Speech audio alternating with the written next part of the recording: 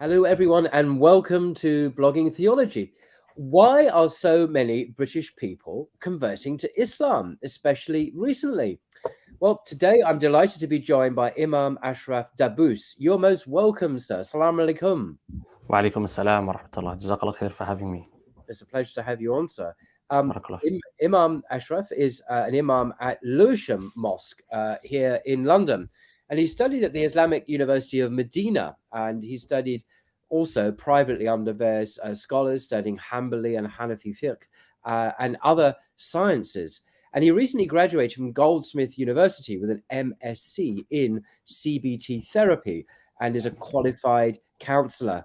And he's kindly agreed to discuss why apparently so many British people, especially youngsters, as I say, are turning to Islam. And I noticed this myself during Ramadan when I remember seeing social media reports almost every day of people becoming Muslim, huge numbers. And so can you tell us a bit about this extraordinary spike in conversions? Bismillah wa salatu salam ala Rasulillah. So I can give you my personal experience from Lewisham and from parts of East London as well, because I frequent some of the masajid in East London, and through connections to other imams, also hearing about the new Muslims and the uptake in Islam. And so I would say that it actually started prior to Ramadan. Right. So we've been seeing an uptake in the amount of new Muslims for the last maybe year or so, and gradually increasing. And just before Ramadan, there was like a big kind of boom, and the numbers dramatically went up. So we had roughly a week or two before Ramadan, we had 11 new Muslims in one day in Lewisham. During Ramadan, 7. Sometimes, you would be in the masjid and someone would come after Asr and say, I would like to take Shahada. Sometimes 2 people at the same time. Then after Maghrib, then after Isha. So after every prayer, sometimes after Dhuhr, after Jum'ah, we had quite frequently after Jum'ah, we had young and old, the mostly young, but even those who were to be considered old, likewise entering into Islam, sometimes attending lessons. So in a masjid that I give a lesson in East London, there was a young man who was attending the lessons weekly, and I had assumed that this young man is Muslim, and so I was speaking that evening about calling other people to Islam, and I remember being quite blunt and saying, if you love someone and you care for someone, then you should call them to that which is good for them. If you saw your friend running towards something harmful, you would stop them and shout out. And quite I said, like, put it on your friends and ask them, why don't you become a Muslim? What's stopping you, kind of thing. Yeah. And so this young man came after the lesson and said, I want to become a Muslim today. And so I was taken back. I said, you've been attending for the last few weeks, I assumed you're a Muslim. And he said, no, I've been interested, and so I've been coming. Likewise, at that same mosque in East London, a young man came all the way from Wembley to take his Shahada to become a Muslim, and he's been attending every week. So there is a clear rise. Definitely, we see it, and not only is there a clear rise, but I think there's a rise in those who are accepting Islam, but also the level of Islam that they adopt. Immediately they start to pray, fasting, changing the way that they kind of like dress and so on and so forth. And of course, not that the dress code is really too relevant to practicing Islam per se, but it shows there's that desire and that want to really take the deen on full steam ahead. But I'm going to ask about the demographics of this. Are we talking overwhelmingly about young people? And if so, quite what age range are we talking about? So I would say between like the average age between 15 to 40, and the majority of them between 15 and late 20s. But then we've had some that are even younger. So we had an 8-year-old girl. She actually became a Muslim. Her father came with her. and she was, very intelligent. You would assume 8 years old, how can they make a decision like that? But Mm. she really surprised me when I spoke to her. She became Muslim, and she was pushing her father. She wanted to Mm. do it herself. Wow. We've had those that are in their 70s taking their shahada. So the average age, I'd say, between 15 and 40. But Mm. then you have those that are above 40 and those that are under 15 years old. And the gender ratio, what would that be, do you think?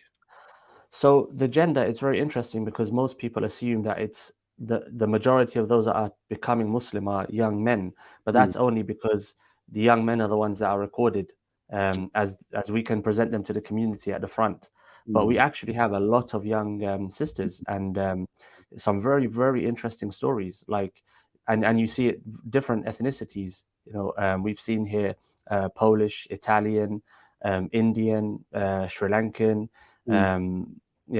various European countries, English, of course, if I didn't already say that, Mm. Caribbean. So a wide range of ethnicities, men and women. And the women, I would say, probably in the same amount as the men. Although during Ramadan, I believe the men there were more men taking Islam up than women, it seems. Mm. Mm. Now, is this something to do perhaps with the influence of people like Andrew Tate upon many young men Mm. coming to Islam, and other very famous sports figures, footballers and so on? Do you think that is playing a significant role in attracting men, particularly younger men, to Islam? So I think it's difficult to assess at face value, Mm. because unless you ask them, like, how much do you actually use the internet, how influential is it to you, and Mm. um, Mm. but I do believe there is a role that individuals like Andrew Tate and sports personalities are playing. So, Mm. for example, we've had young children come to the masjid as a part of school visits. So we have school visits where year ones, year twos, all the way up to year sixes, they come to the masjid. We do a presentation for them. Yeah. We, teach them about the 5 pillars of Islam, show them what a prayer mat looks like, what does it look like to kind of pray, the minbar, things like that. Mm. And they recognize the sujood because of Muhammad Salah, the famous football player. Mm. So Mm. non-Muslim young children, they recognize immediately that's what Muhammad Salah does, and they know he's a Muslim. Right. Likewise, I would suggest perhaps individuals like Khabib, Sadio Mane, for example, very well known for his charity publicly. I think these individuals are having a big impact. Mm. Andrew Tate, I believe that his role is perhaps slightly different, because I think that there are many young men in society today, and just through interacting with young men, there are many young men that feel society has perhaps maligned them slightly. They don't Mm. really have a place in society, Mm. and so individuals like Andrew Tate, they've come in and they've kind of filled that void for some. Mm. Whether you agree with his views or you don't, it's a Mm. matter of fact. Um, and I had a very interesting discussion with a young brother recently, Mm. and I don't think he would mind sharing what he said to me. And it made me actually really make me think. He said, with some respect to the, he called them the clergymen of Islam. He said, it's very difficult to take them as role models for a young man, because you see them arguing and bickering and backbiting online, Oh, and he attributed that to female behavior. His words, he said, like women. Those were his words. right. And you see that they're not keeping in shape. Many of them, they don't look like they're in shape, that they don't really represent what I want to be as a young man. And Right. then when you look to individuals like Andrew Tate, Mm. um, they're all about like external masculinity, physique, acting like a man, and so on and so forth. And so um, that this topic here, the topic of what Andrew Tate represents, I think it's a big kind of topic, and it would be wrong to say or to suggest that he hasn't had an impact. And Mm. and even him becoming Muslim, I ask Allah subhanahu wa ta'ala to grant him guidance and steadfastness. And Mm. I think it's important that people realize that it's going to take him time to internalize Islam. and Yeah. we can disagree with his views, we can disagree with his actions, but Mm. we also have to give him the benefit of the doubt and kind of realize he's on a journey at the same Yeah. time. I think it is a society in the West now, and throughout the West, really, where traditional masculinity is rubbished and even seen as wrong, Yeah, extraordinary, really. Um, yeah, but human nature doesn't go away. Human nature, contrary to, in my view, what the West believes, is kind of a blank slate, and we can just create people through, engineering and through education and so on. But actually, there are such things as men and women. yeah, We're yeah, made differently by God Himself. yeah, And people like Tate, whether or not they always express themselves in a way that we feel comfortable with, at least are going against that trend and asserting yeah, a kind of masculinity. As I say, whether or not it's always helpful is another question, but nevertheless, they are yeah. doing that. And I can see why that might appeal. Yeah, and I think the fact that he is kind of championing masculinity, Mm. people are jumping on to the bandwagon, because there's a Mm. lot of young men, they really do feel disenfranchised. Yeah. They, I mean, even if you look at it from the mental health perspective, the mental health industry is you could say pretty much female led. Yeah. I know many Muslim organizations, they're struggling to find male therapists, and Sure. men don't really want to speak to female therapists. And I know of female, clientele, if I should call them that, but help seekers, I guess, and they're seeking male therapists, because the type of therapy they receive from a man is different to that which they Yeah. would receive from a woman, Yeah. and so for young men, it is problematic, and we're seeing this even spill into marriages. We're seeing it spill into marriages now, where it's like society to some degree has castrated what it means to be a man, but then small communities, traditional communities, will complain about the men not being men. But if society is going to take what it is to be a man away from them, and is going to remove the arenas of masculinity for them to kind of develop that masculinity, we can only blame ourselves later on down the line. And I don't mean to criticize other religions, it's very easy to do, but I'm thinking of the Christian Yeah, churches, particularly, for example, the Church of England. I used to be a Christian, so I had some personal experience of this. Often scratching their heads, thinking, why are no young men coming to our churches? And they, yeah, well, we need to develop new evangelistic tools and new outreach programs to attract young men. And I'm thinking, because they haven't got a yeah, clue, they haven't got a clue what the problem is. But the problem is the Church of England is not just the Church of England. I'm not picking on this one place, but they are yeah, the national church of this country. Is, many would argue, and I don't necessarily disagree, heavily mm, feminized. But it's run by men overwhelmingly, but it's still a very feminized church where the emphasis is on caring and sharing and yeah, feminine and communicate, all these kind of very feminine yeah, interpersonal kind. yeah, There's nothing wrong with those values, of course, but there's much more to human experience than that. And men, particularly, who are looking for other kinds of role models, are not modeled at all in the Church of England, I think. And you see that to some extent even in the Catholic Church in the West, even though it's completely male dominated, yeah, it's very kind of feminine in its kind of attitudes and the way it expresses itself, and completely against any kind of principle. No, this is wrong, yeah, and yeah. any Directives. or a sense of discipline. The Yeah, discipline is a bad word. I don't remember the last time I heard the Church of England talking about the discipline of Christian faith, where things, there's right and there's wrong and there's clarity.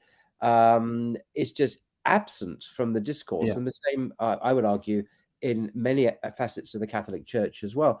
Contrast all that with Islam, and yeah. Alhamdulillah. all of this is there and in abundance, even though there's no clergy. You mentioned clergy, but there's actually no clergy in Islam. There's no Yeah. higher, So yeah, yeah, there's no pope, there's no magisterium, and yeah, yeah. yet the Muslims, men and women, live a disciplined life. They say they have clear boundaries. They know this Hmm. is haram and this is halal. That's, in my experience, almost completely missing from Christianity as such, and that's a Yeah. remarkable contrast, I think. Yeah, and it sounds like you've also just described the mental health arena as well, because that's pretty much what the mental health arena has become, where it's Mm. all about kind of providing that space for a person to feel comfortable, safe, kind of justify, and many people, they're actually looking for directives, they're looking for direction, they're looking for principles, and they don't find it in the mental health sector. So they're kind of lost. It's very interesting you mentioned discipline, because it's been a key word amongst many of the young Muslims, a key word that many of them have mentioned, and you'll probably see it in some of the Shahada videos. They say discipline when So asked, what is what it? do they? I know what I mean by that, but what do they say they mean by what discipline? Is it the lifestyle? Is it what is it they see that they find attractive? Yeah, so it's the lifestyle, Right. the fact that things are very clear, the fact that young men, their friends are not drinking, are not, engaging in promiscuity, they're not smoking. Although there are many young Muslims that do those things, but there are many that aren't. Even if they're mixing with those that are doing those things, they're still abstaining, even to a degree. And even those, by the way, who are drinking, those Muslims drinking alcohol is one example. Yeah, They know it's wrong. That exactly. I can't think any of them would say, "Oh yeah, drinking's fine," because they know what the Quran says. No to Yeah, intoxicants. 100%. Whereas the Christian equivalent would be, well, actually, yeah, they would then seek to justify it because, Yeah. oh well, that was the Bible, that was then, but now we live in 2023 in England or something, whatever the argument may be. Yeah. Yeah, we've even had individuals highlight the fact that they've seen the Christian faith changing within the last 2 decades, where things were previously considered to be wrong and now they're considered to be okay. Exactly. New narratives being pushed based upon the idea of the day, and so as I mentioned previously, a lady actually brought her daughter to the masjid, and she wanted her daughter to become Muslim. So How, not how a old? young man. Really? Uh, Sorry, how old was yeah, he? And so this is a non-Muslim parent bringing her child to the mosque yeah, and wanting the child to become a Muslim. Wow. yeah. And I believe she was between the age of 11 to 15. I can't remember the exact age precisely. Mm, But the reason that she mentioned was because things are clear cut. Like a man is a man and a woman is a woman, right. and she wanted her daughter to have direction and clear cut guidelines and a Mm, framework that she could apply into her own life. And that's a woman. And I've seen many young women, actually, when you speak to them, they do like the fact that Islam is clear. mm, That a man is a man, a woman is a woman, traditional roles, halal, haram, all of these things. People, I mm, think, especially um, for us as humans, we forget that we are purpose-driven creatures. We mm, we have to have a purpose which is clearly defined for us. mm, And many philosophers of old, they mentioned, a man without purpose is non-existent. And so you see that in today's society. You see what's happening because society has stripped itself of God, and in doing so, stripped itself of purpose. And so mm, man has been left to his own, whims and desires, and is simply drowning in that kind of, I mm, don't know what you want to call it, cauldron, I guess.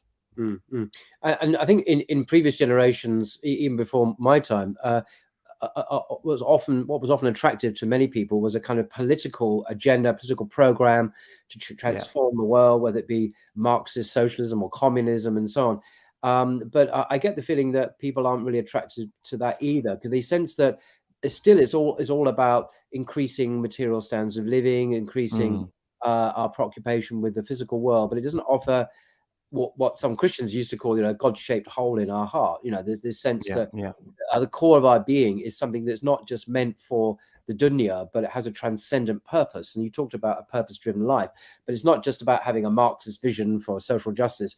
It's much more than that. It goes much deeper about what it means to be human, or man or woman. About prayer, about personal yeah, discipline, and these yeah. ideologies don't offer any of that, of course. No, and it's been highlighted by some who I was speaking with Imam Shakil just the other day, the head Imam here, and we were noting that as far as I can remember, so in the last nearly 6 years now of being here, I can't remember anyone coming to Islam here at Lewisham due to the kind of like theological framework of Islam, where they've read the tenets of Islam, the theological kind of framework, and that's what's convinced them. It's always been something of a more spiritual kind of whether it's they're touched by what they see, or they're searching, they're looking for Allah, for God, and at the time they didn't know what they were looking for. It's always been something more internal, as you mentioned, something related to purpose, something that feels like it fits. Whereas, Mm. and the theology then comes later, and Yeah. so I think it's an important point that you mentioned, the God-shaped hole in the heart. Mm. and Mm. and I also believe that we have reached a point in society, in the West and generally in the world, not only in the West, where we've had what the dunya has to offer. Mm. Mm. There isn't much more, and Yeah. it's got to a point now where, in order for you to take any more from the dunya, you have to start to pervert things. Mm. We've taken so much of what the dunya has to offer that now we're looking for perversion, perversions of those things, Mm. to find that extra stimulation. And Mm. so people are seeing this and realizing that there must be more to life. Mm. I've Mm. been fulfilling my desires for the last how many years. I'm seeing people doing it, but yet I don't feel that contentment. I don't feel that fulfillment, and so they're looking for something else. And I believe the only community that really stands for anything anymore in the West is the Muslim community. Mm. They're, But they're the only ones that, sorry, yeah, no, yeah, no, okay.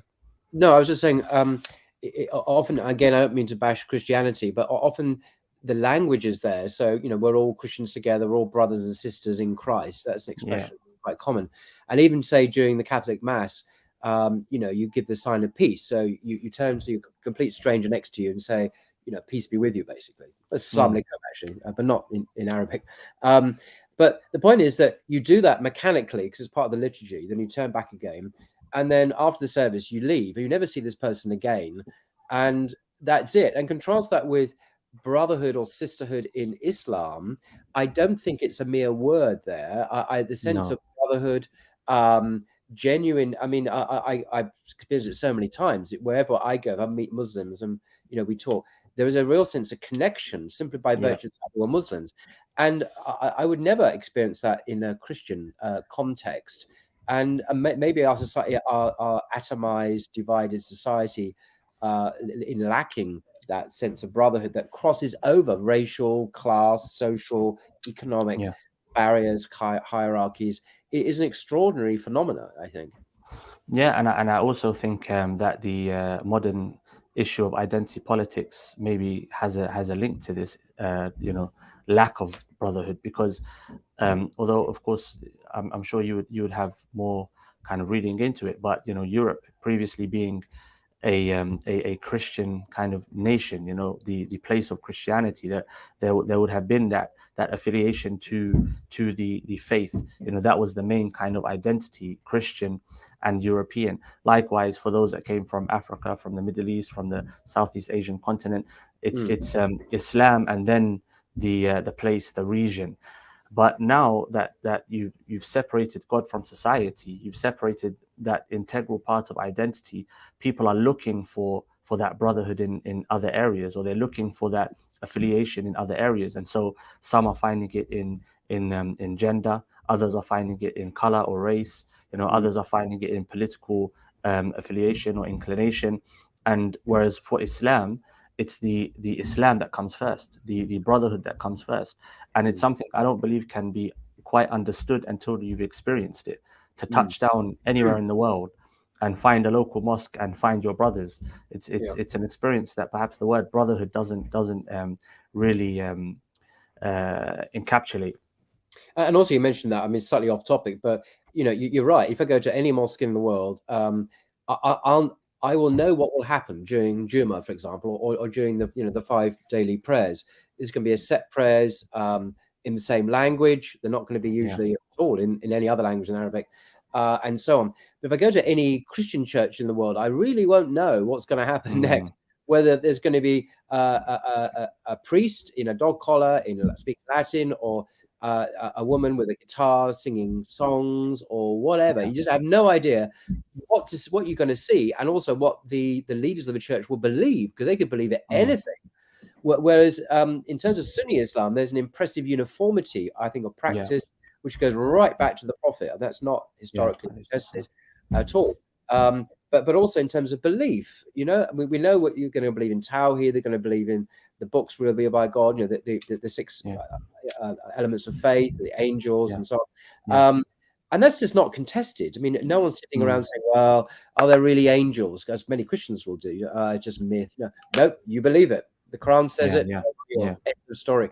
And so there's impressive sort of predictability and stability in Islamic practice globally, as you say.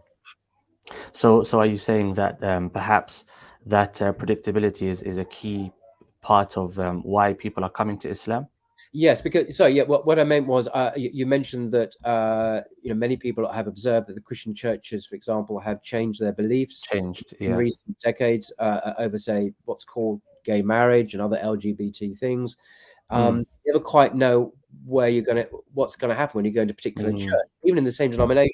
You're not going to know, say in the Church of England. Yeah. Whereas that uniformity of belief and practice is a sense of what you're dealing with, a religion that isn't going with the passing winds and fashions and changes of the world. And those who like faith, objective and unchanging, because obviously it's not created by human beings. Yeah. That's By a God. hallmark of truth, rather.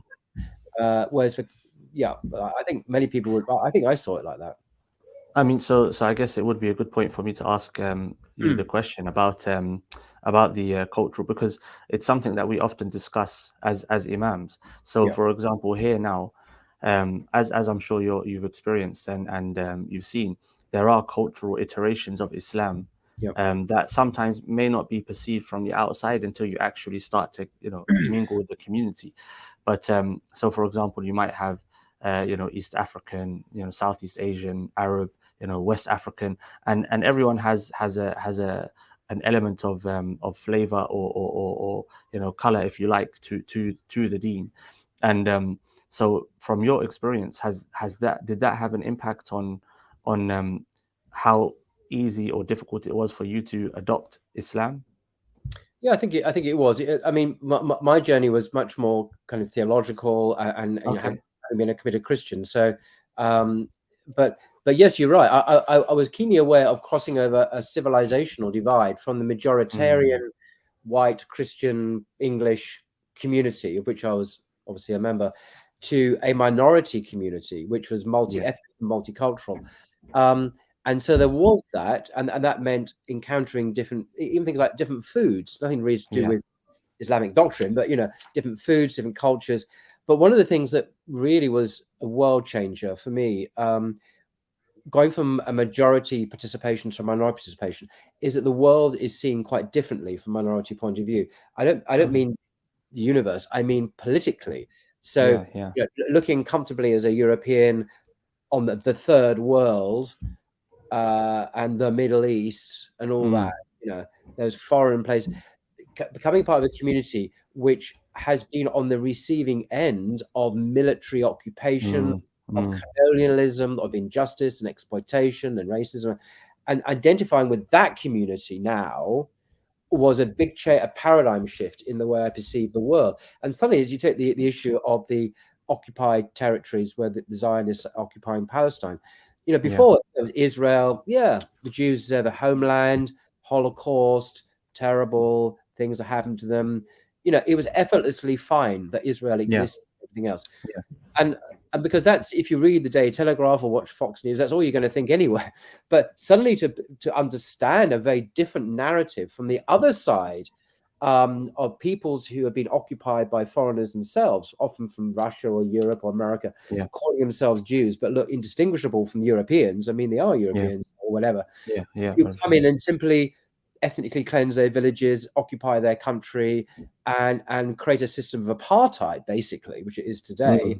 That takes a completely different perspective. And for me, that was one of the biggest changes, rather than, they're multicultural now, or they're, I'm, as a white person, I'm a minority within the Ummah. It doesn't bother vehicle, but that was there. But the bigger thing for me was how I perceived the geopolitics of the world and the asymmetry of power. Whereas before that, the white man was dominant, now he is seen as problematic, and there's a history and issues, which I really didn't get before. And I think most people in the West don't get it because they're not able to or want to see things differently from the other side.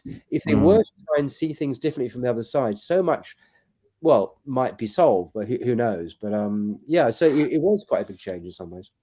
But I mean, so you mentioned quite a few interesting points. So you said the white man, like so as I guess from a geopolitical perspective or political kind of identity, but so this is something that I've had a contention with at times with the Muslim community, where sometimes we attribute disbelief to a color.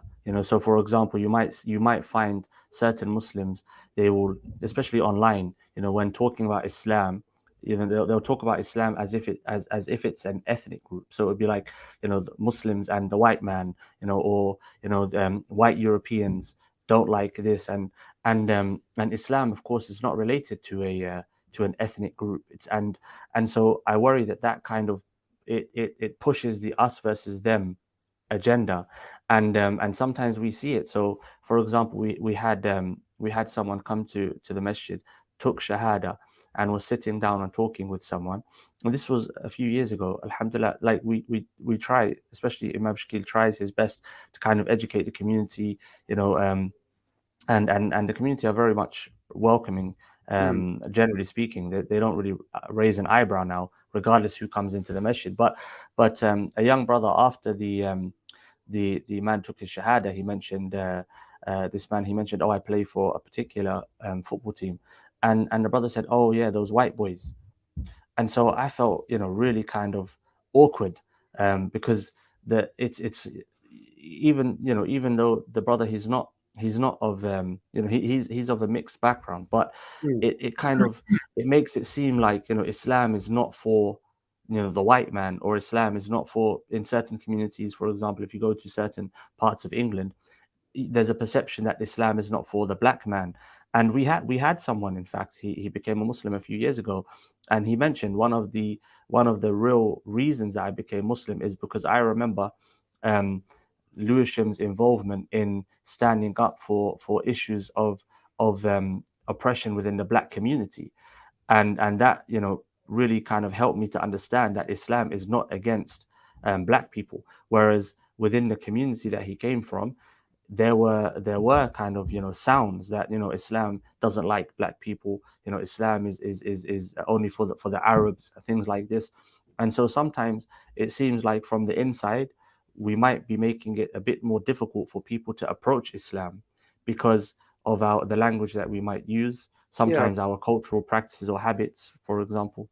No, I think that's right. I mean, I've learned, there's one thing I did learn, is that racist stereotypes are possessed not just by white people of other ethnic groups, but other ethnic groups sometimes have racial stereotypes, not just of white people, but other ethnic groups other than their own. Of course. There's everywhere, actually. And this seems to be a common experience of humanity throughout history, actually. The more you look at it, the more you realize how global and it's human nature.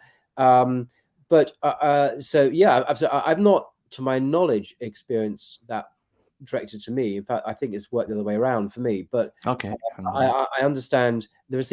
I mean, I've learned awkwardly this thing called white privilege is a reality, but that hasn't been an issue preventing me embracing Islam, which is what you're talking about.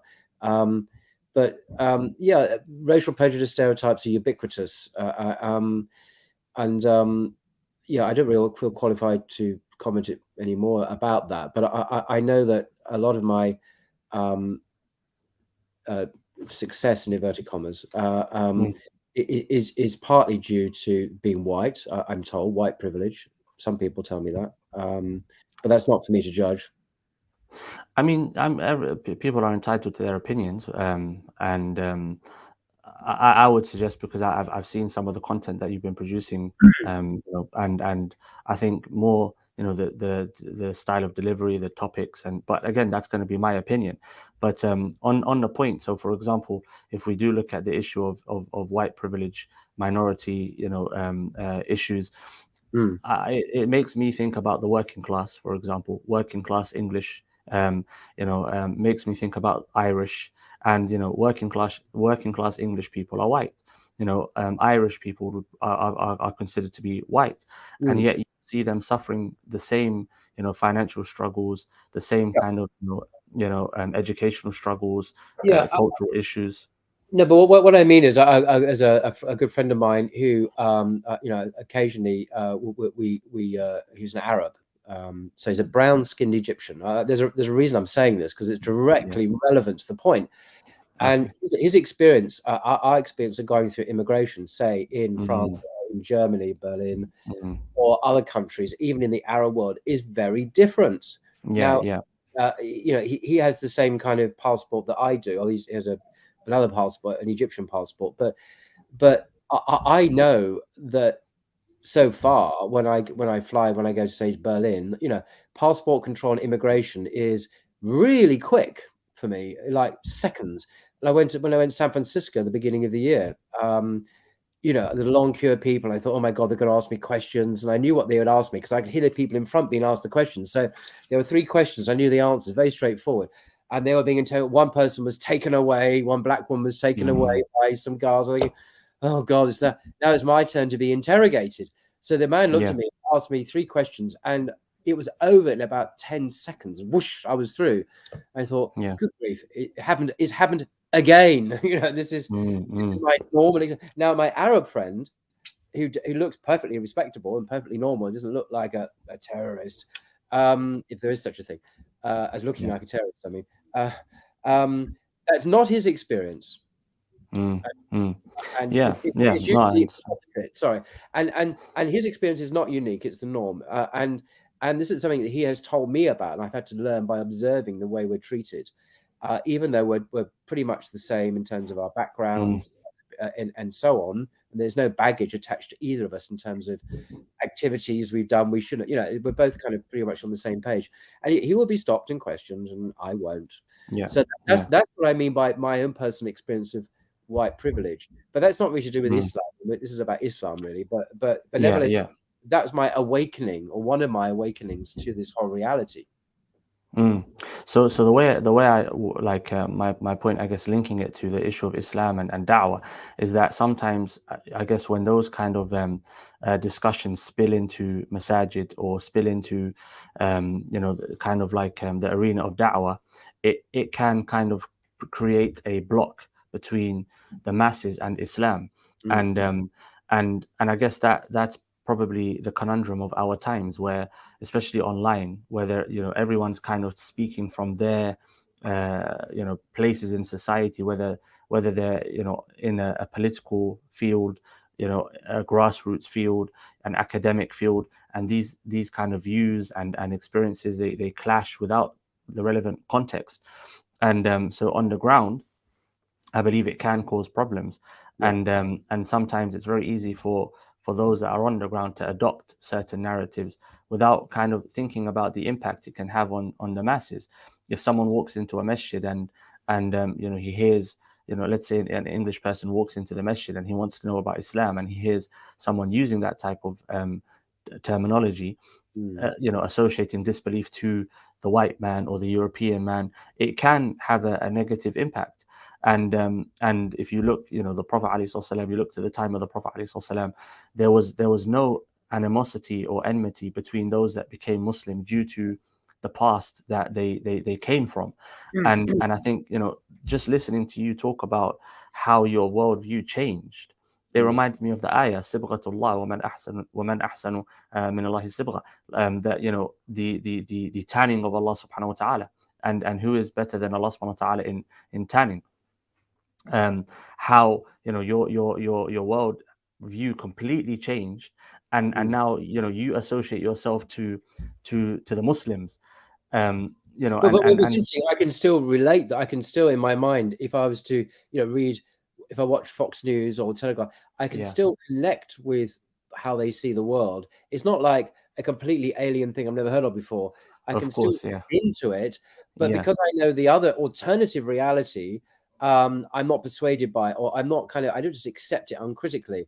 mm, So it's like being bilingual or something. I can speak both yeah, languages. yeah, But I know if one's concerned with truth and justice and right and wrong, then it becomes easier to make a decision. And so much of the debate in the West is ignorant of the alternative perspective and just mm, demonizes, sees it as a problem. Because we are superior, although we never say it publicly. Well, sometimes we do, but we shouldn't, from yeah, that point of view. But the assumption is there. Boy, is it there. And it's big time in France, mm, where I also spend some time. The effortless superiority of the French when it comes to their civilization, their law, their state, their political philosophy is total on the left and the right. And mm, that negatively judging Muslims, of whom there are more in France than any other European country. So goodness knows how one becomes a Muslim in France from a white French perspective, because you really are crossing over lots of red lines you shouldn't cross over mm, there, mm. so to speak. So I think it's a less of a problem in England than it is, say, in places like France or Germany, which is almost as bad as, if not as bad as France, in my experience. Mm. England is better, believe it or not, than some places. Yeah, no, we've had French Muslims come to and they've lived in South London, and Yeah. they've mentioned they some are shocked when they see the level of Islam being practiced in the UK when they come over from France. But so are you saying then that for the European, English, French, German, that the color comes before faith, I guess political inclination, because Yeah, it is. There's a racial element in, say, France, but there's also a very heavily ideological component that the right way to live, the only way to live, is according to a certain secular understandings, not just of the state but also of man and woman, men and women. This is a really important issue, actually, for France, particularly. yeah, Men and women are absolutely equal, and by equal, they don't mean a Muslim might agree with that spiritually. They might say we'll have equal access to God, God's grace, and we're both, we both pray. But they mean the same. And yeah, any yeah, talk of any difference in roles, for example, between men and women, is akin to a serious thought crime. I mean, it really is. And the state will come in. I mean, there have been imams in France who've been removed and deported yeah, for quoting from the Quran. I mean, this is not hyperbole. These are well-known instances in the last year. Now, nothing like that, I don't think, happens in England yet. But that's very extremist secularism, yeah, which insists that Muslims believe the same thing. Otherwise, you will suffer the consequences. And so, how you, as a white Christian Frenchman, for example, mm, wanting to embrace Islam, I mean, it's difficult because not only, I mean, what is Islam in that context? Are you being told the yeah, full story anyway, or are you being told a sanitized French Islam which has been gutted of anything distinctive that is different from secularism? Uh, mm, whereas those things in England, we have problems with, we're told we must accept LGBT on pain of punishment, but in France, it's that for sure as well, plus a whole lot of other things as well. mm. So how do you see then Islam being like, for those that are on the ground in masajid? How do you view the best way to take Islam to the masses? What I think mediums? it's happening, isn't it? Through the media, it's happening through, we bypass, people bypass rather the official media. They bypass what the state says. They bypass, what the BBC or say, and they Yeah, go to YouTube, they go to Instagram, they go to TikTok. They listen to, the usual list of people that Hamza Zoltzis and others. They turn to trusted guides who are not echoing, who are not paid by the state, yeah, who are not attempting at all to just tell you to believe in secular liberalism. In fact, they see mm, secularism as a problem, as it is a problem. yeah, Um, so there are now, because of technology, there are alternative ways to learn about Islam. There are lots of ways to learn about Islam now, I think. I mean, yeah, there's yeah, abundance of places to learn. So I think things are really good in that sense. We're not relying on the state to tell us about Islam. We can mm, rely on whomever we want. you Yeah, know. and I think also the communities are playing a big part in that as well. The new generation, I think that's one of the reasons for the current kind of uptake in Islam amongst those that are of a younger age, because you have I can't speak, of course, for France, but in the UK, for example, young Muslims that are, they see themselves as British, proud of Islam. They don't really see a clash between the two, and so they're demanding, prayer spaces at work, prayer spaces in universities, prayer spaces in colleges. They're praying in parks, in schools, Yeah. and so the masses are actually seeing what Islam is through the people on the ground, which kind of rids them of the narratives that maybe they've been fed through the media by Well, this is it. politicians. But it's also not just, yeah, I agree. It's not just the media's narrative that we it's also that when you have a lot of immigrants from the Arab world, say in the 1950s or 60s, or from Yeah, Pakistan, from Bangladesh, whose first language wasn't English, and they were clearly foreign to England. yeah, But now they've had children, and their children have had children. And this generation you're referencing there are indigenous British Muslims who have yeah, absolutely no reason to think they're anything other than that. And yeah, so they are part of the community now, yeah, unlike their grandparents who were clearly immigrants and trying to establish themselves in the country which was not of their own birth or making. mm, Now mm, we have Muslims who are grassroots up part of England or Scotland or Wales, as much as anyone else. And there are neighbours, there are friends, there are schoolmates, and so all these barriers have broken down completely yeah, now because of this most recent generational shift. So yeah. Islam is now becoming British now. Yeah, and I think that's it highlights the importance of the masajid. Mm, The masajid investing in perhaps imams, staff members, coordinators that have the ability to bring the culture of calling people to Islam and practicing your yeah. religion, in your life, in all aspects of your life, Mm. because the masajid now, the amount of masajid in the UK, Oh, we can have a massive impact on the ground just by practicing Islam. There was a young brother in East London.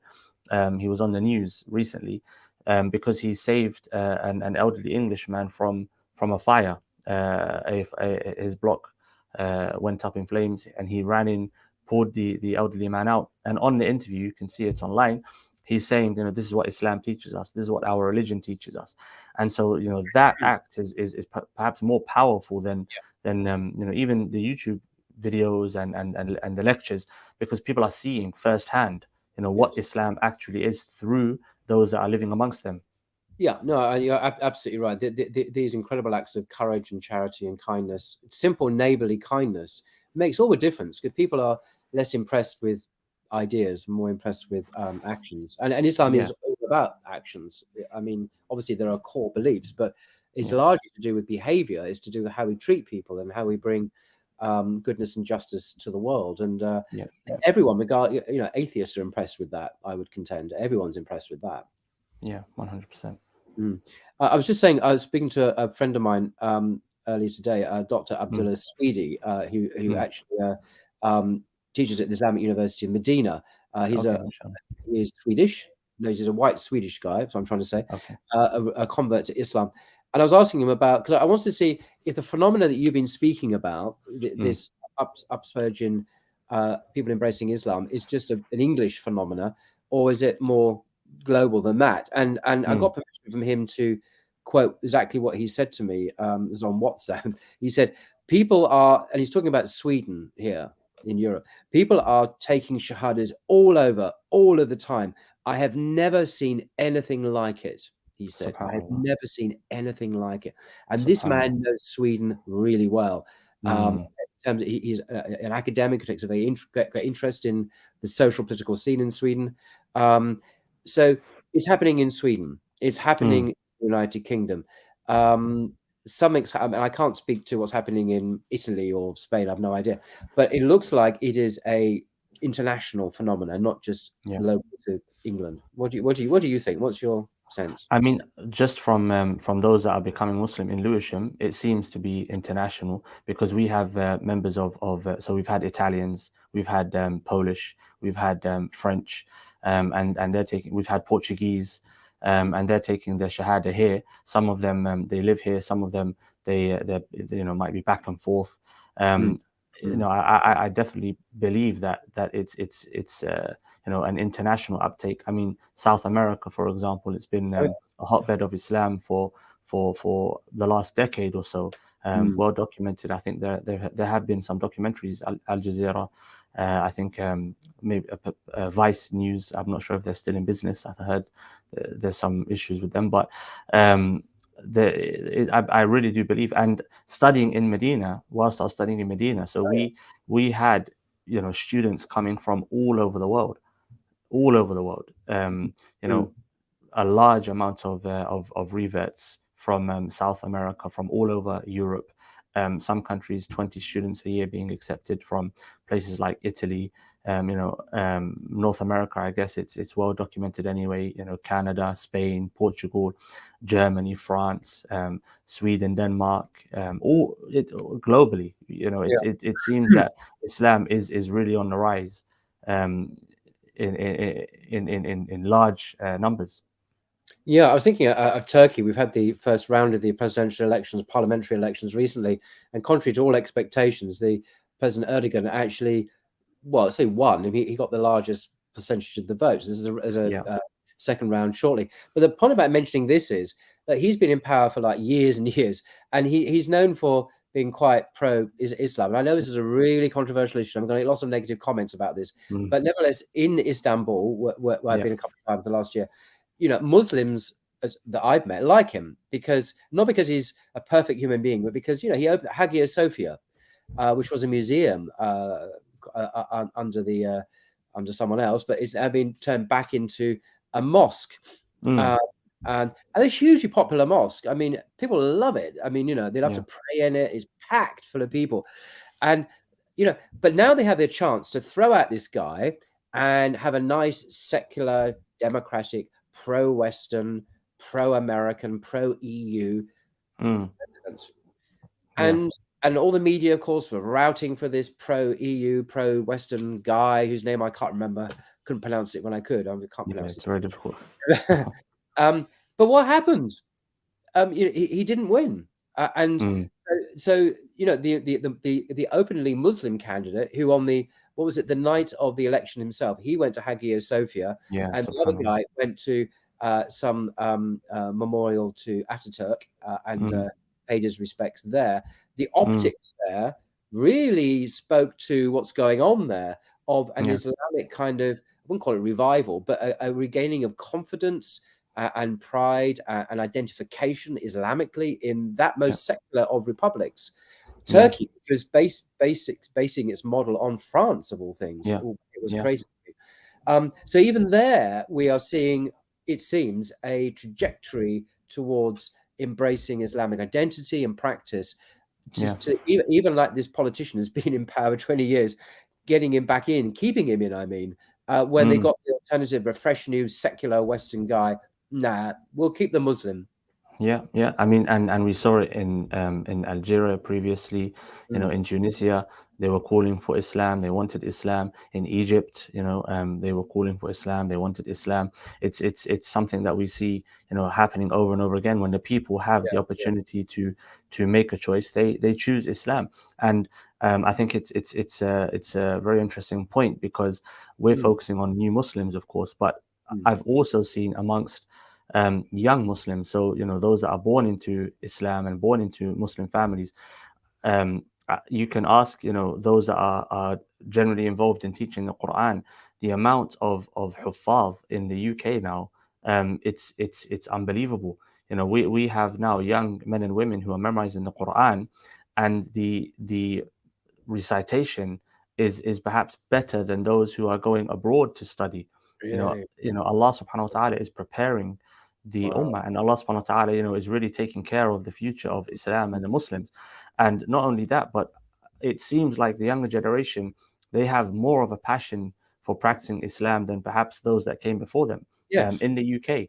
Yes. And when I was in Birmingham recently, I was speaking to several generations. They said the youngest of Muslims today are much more practicing committed than their parents, who are much more committed than their parents, but presumably the first generation who came here. So contrary to the opposite is happening in Christianity, where my grandparents were quite practicing, and then my parents not really, and now you've got your 15, 20-year-old not practicing at all. It's the opposite. So it's Exactly. extraordinary tendency there. Extraordinary. Yeah, so you have the new Muslims coming in. You have like within the political kind of arenas, you have Islam. I mean, I heard that the Erdogan's opposition had even promised to enshrine the hijab into Yes. the constitution I heard to that. kind of to try and win over some of the In Turkey, I mean, this idea is almost, it is unthinkable. This is such an extraordinary, even the opposition secularists were saying, well, okay, vote for us and we'll change the constitution to allow hijab. What, in Turkey?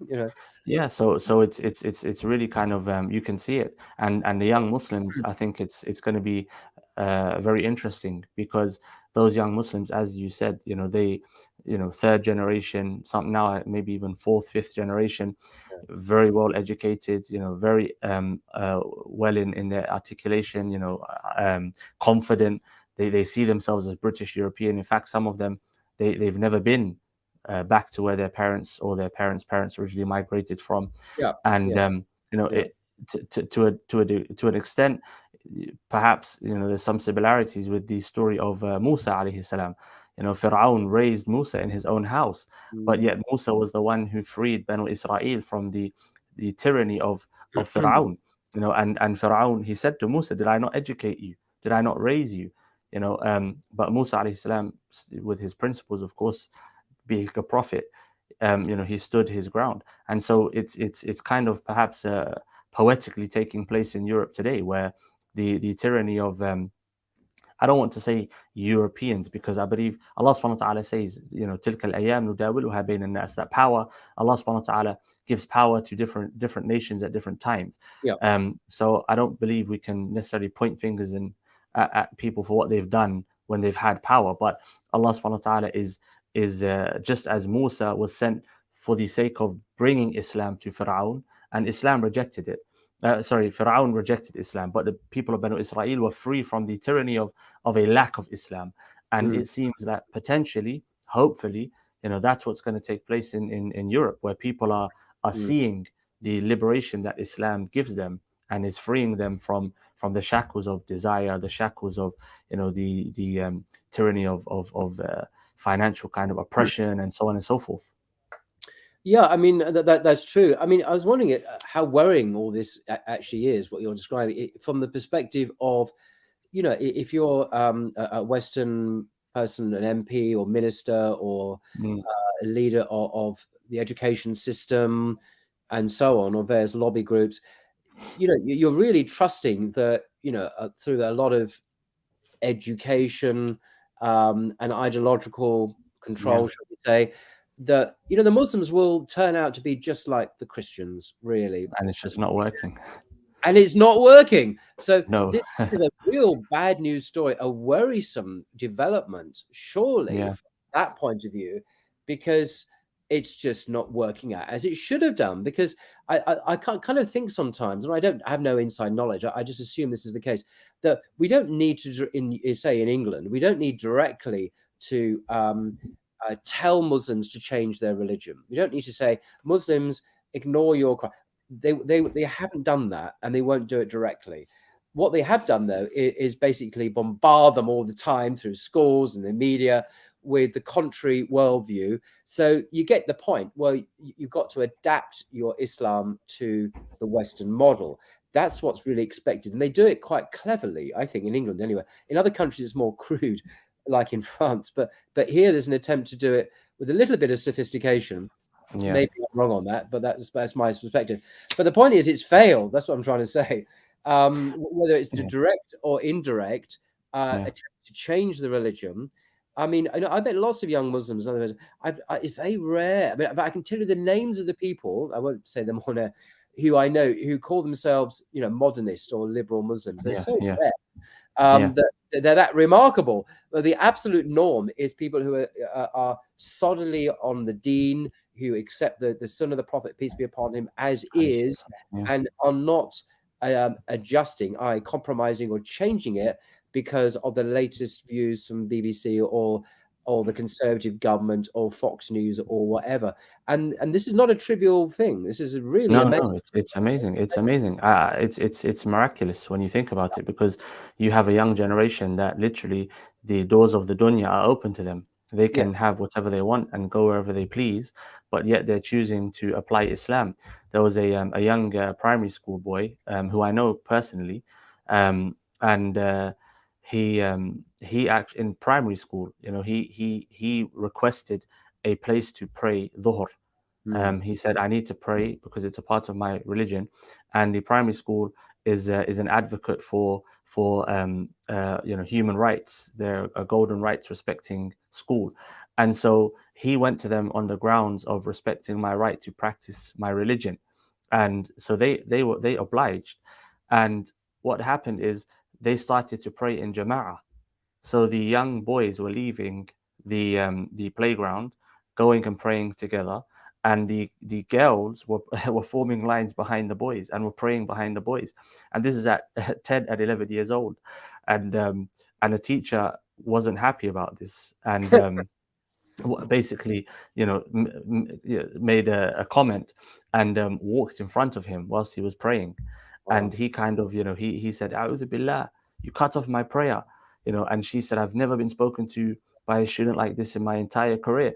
And for me, it was quite funny because as a school, you're pushing this, children should speak out and should be opinionated, and you're ridding society of the idea of hierarchy and respect for elders, now referring to teachers by their first names.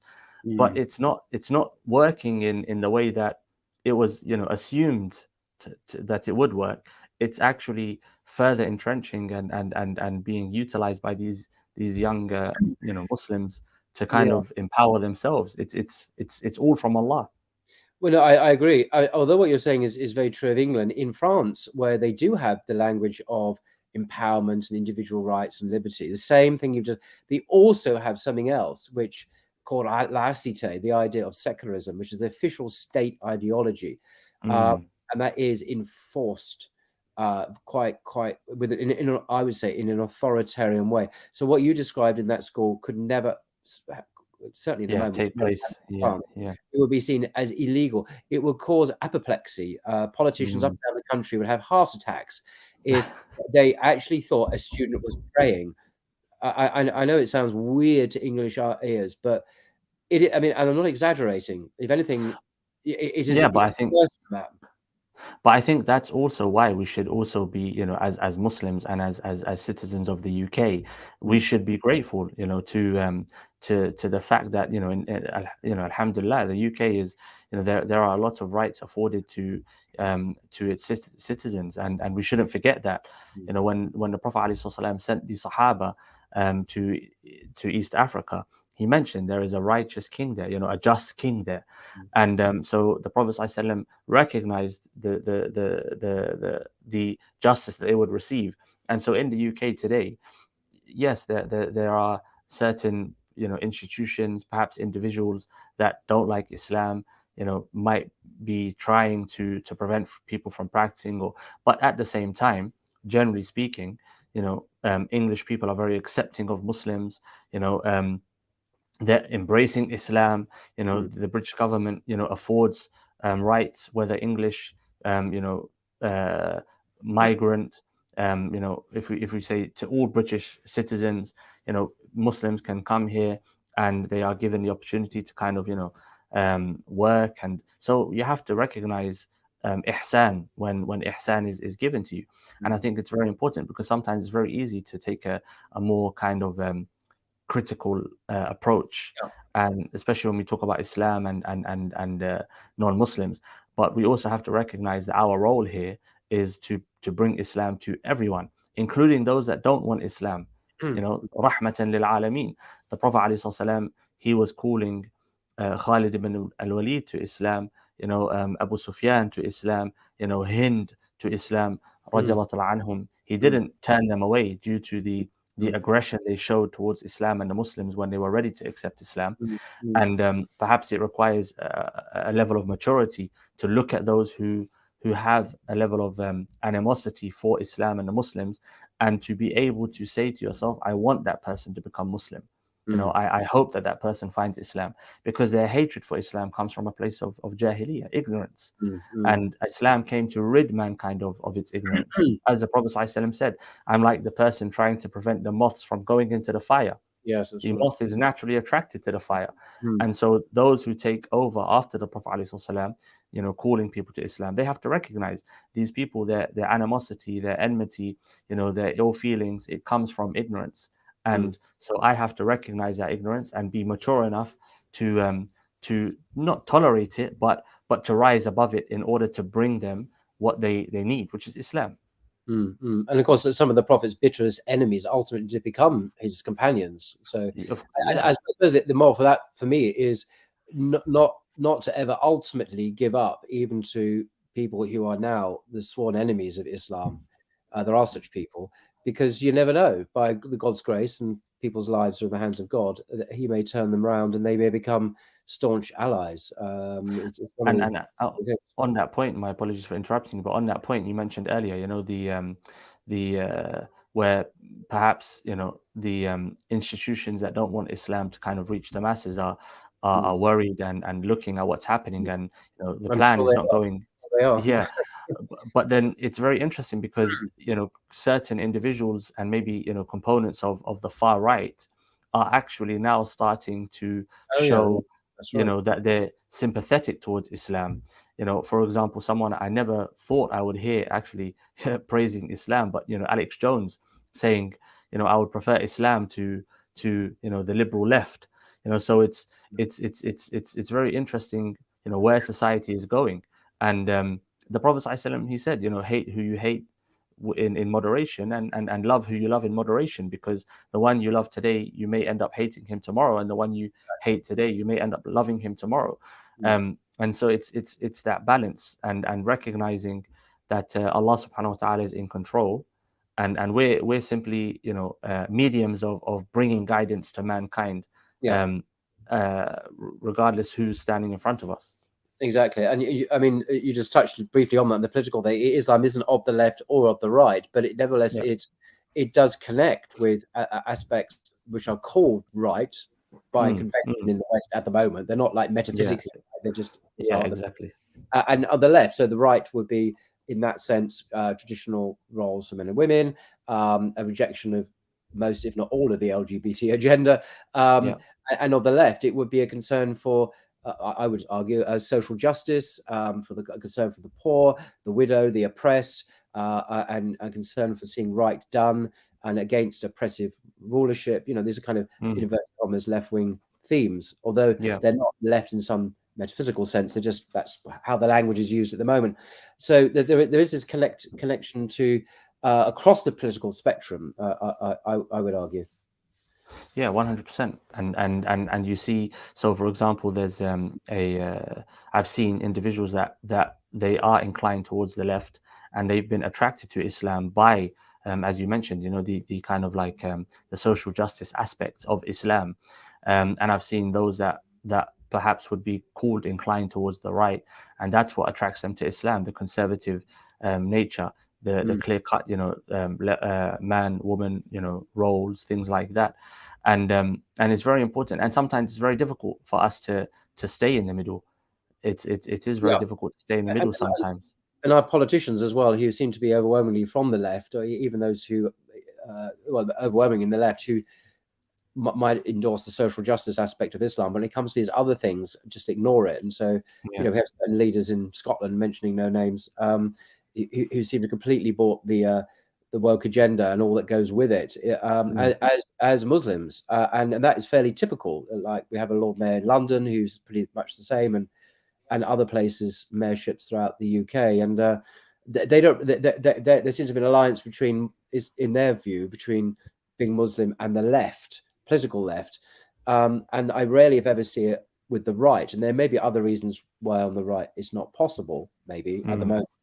But nevertheless, it's overwhelmingly left-wing in terms of the political marriage of convenience between their perception of what the Muslims' interests are and the political left in the UK. And I think that is long overdue for a rehaul. And I think it's taking place in popular culture. So you Right. mentioned Andrew Tate and Mm, I guess other individuals like him. They are coming from what would be called right now the right, and you're finding that a lot of young men and women, they are inclining towards the right due to what they're seeing in the political field, the agendas, and not it's not necessarily the political direction, but more the suppression of opinion that mm, goes against and mm, that naturally in any society, if you suppress the opinions of a young um generation, I guess, and underculture is going to develop, and they're gonna start to express their opinions in other ways. They're gonna find you know mm, um other groups, etc. And so it's perhaps more related to that than being left or being right. mm. Yeah. And I mean, those that were yesterday considered left wing are today considered right wing. Individuals Yeah, like so Pierce some of the, Morgan. yeah, well, yes, and some feminists now find themselves very much against the trans ideology, and they're labelled as kind of reactionary. But these are the Yeah, standard bearers of the left wing political feminist ideology. yeah. Ironically. And Mm. and I think there's also another area that is bringing people to Islam, which is the spirituality. Yeah, Because the political field is stripped of any spirituality, yeah, but this I find that a lot of people are interested in the spiritual side of Islam. mm, They want to read the spiritual works of Islam, and they're looking for the more kind of metaphysical mm, aspects of Islam than they are the as mentioned previously, the theological or the political, mm, perhaps. mm. Yeah. By theological, I meant spiritual as well. I was kind of Okay, yeah. encompassing that. I saw it is. I discovered Islam had many spiritual and theological similarities with Christianity, although there were Okay. differences as well. But overwhelmingly, there are similarities. There are differences, obviously, on the Trinity and incarnation and Jesus mainly. But Yeah. other than that, there are an awful lot of similarities which get overlooked in the polemical arguments between the two religions. Mm, The same goes with Orthodox Judaism, very mm, similar to Islam in many ways, although there are real differences about, again, the person of Jesus, who they reject, mm, of course. mm. So, yeah, it's like an iceberg, under the water, there's a huge amount that we just don't see that is there, but we focus on the bit that's visible over the top. And anyway, I'm not saying all religions are the same. I'm just saying that No, there of is course, yeah, of course, more in yeah, common than many people might think, yeah, despite real differences which matter, though. yeah. Um, well, perhaps we can draw to a conclusion. I mean, is there anything you wanted just to say in conclusion about this? I mean, I might even ask, but is this spike in converts? Is it a blip? Is it a flash in the pan? Mm, Um, are we going to return to business as usual in a year's time, or are we looking at a something more plate tectonic, or something where something fundamental has changed on the ground, and we're mm. looking at a trajectory that will go solidly into the future? Do you get a sense of what might happen? So I think that Allah Subhanahu wa Taala, of course, is in control of the Ummah Islam, but from the qualities of Islam, or the history of Islam, and the direction that Islam takes, is that Allah uses the men and women of Islam to aid it, to bring it forward, etc. And so I think the future, the direction, whether or not this is a blip or it's a continual kind of Mm, uptake that we see, I think it might be dependent upon the role that the leaders of Islam take. When I say leaders, I mean community leaders. Those that are active in the communities, masajid. If we develop the culture of bringing Islam to the masses, then I think that's what's going to happen. But if we mm, go back to being insular and only concerned with our own kind of issues, internal issues, then perhaps it might be a blip. And so, I really think it's important that imams, masajid, institutions of da'wah, institutions mm, of learning, we really do kind of try to develop that culture of bringing Islam out to the masses through action, and application in our own personal lives. The Sahaba, they had to drive their way through various regions to bring Islam to the people on the ground. And they had to face the institutions that were trying to prevent them from delivering that message to the people on the ground. Alhamdulillah, here in the UK, in Europe, in the world now generally, we don't have to drive anywhere. We don't have to force our way into people's lands, regions. We are here amongst the masses. We are here amongst the masses, and the masses we have their ears. Through our actions. There's a famous line of poetry that Al-Mutanabbi, he said, "I am the one who the deaf can hear and the blind can see." And I think that's what we need to become. We need to become the community that can be seen by the blind and heard by the deaf. We stand out with with our akhlaq, and that leads people to asking, what is Islam? And that brotherhood, that unity, because people are now isolated. People are cut off. And so we have an opportunity to bring Islam to the people at a time where the people most need it. Absolutely. That's very well said. Well, thank you very much, Imam Ashraf from Lewisham Mosque, which is in South London. I'm in North London, but the same capital. Thank you very much for your time and your insights. Very interesting indeed. And it's a subject that won't go away. And I'm very interested in the future as well. So thank you very much for your time. Appreciate it. Barakallah feekum for having me. Until next time. Goodbye.